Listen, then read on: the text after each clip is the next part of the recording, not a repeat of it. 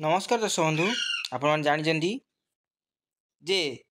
चतुर्थ पर्याय पर्यंत टंका दिया सरी बर्तमान पंचम पर्याय टंका काली मिलवाक जाऊँगी। तो आपण जानते जो मानकर सबकि ठीक थाई ए पर्यंत से माने टंका पाई ना तार कारण कौन कौन रही सत्य सत्य के मानू ये जो 6 तारिख में टंकाटी मिल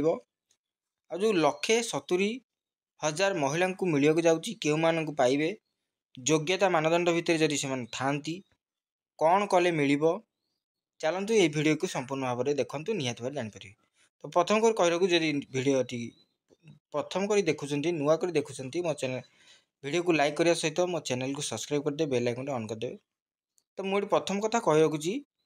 जिते आपण मैंने एनपीसीआई रिजेक्ट लिस्ट क्लियर करते आपंकर डीबीटी नाला डीबीटी करते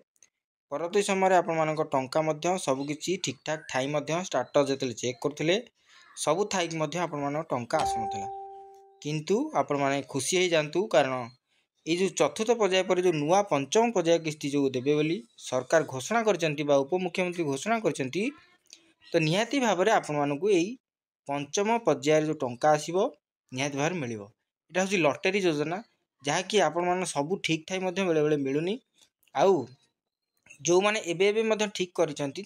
मिलवाक जाऊँगी। तो निहाती भाव में गोटे मैजिक नंबर कोटिए छुईब यही मार्च 6 तारिख रे आउ महिला दिवस मार्च 8 तारिख दिन निहाती भाव में द्वितीय किस्ती पुनर्बार आपण मैंने पाइबे जोटा कि 6 तारिख रे पाइले जो मैंने 6 तारिख रे पाइले से माने 8 तारिख दिन द्वितीय किस्ती पाइबे।